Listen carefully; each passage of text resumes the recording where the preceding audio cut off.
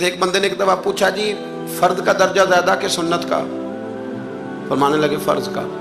تو کہنے لگے پھر سیدھا منہ دھویا کریں، آپ وضو میں پہلے ہاتھ دھوتے ہیں، پھر کلی کرتے ہیں، پھر ناک میں پانی ڈالتے ہیں، تو منہ فرض تو منہ دھونا ہے پہلے، ہاتھ دھونا بھی وضو میں سنت ہے، ناک میں پانی ڈالنا بھی سنت ہے، کلی کرنا بھی۔ تو آپ نے تو پہلے 3 سنتیں ادا کی پھر وضو۔ فرمانے لگے ٹھیک تم نے کہا ہے، پر تم پتہ نہیں نا تمہیں کہ یہ میرے رسول اللہ کی سنت کی برکت کتنی ہے۔ شریعت حکم دیتی ہے کہ پانی معتدل ہونا چاہیے وضو کرنے کے لیے، نہ زیادہ ٹھنڈا ہو نہ زیادہ گرم ہو، زیادہ گرم ہو تو منہ جل جاتا ہے۔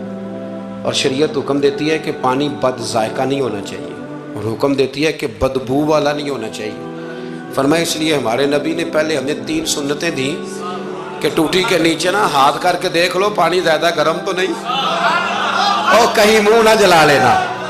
اور پھر ہمارے نبی نے ہمیں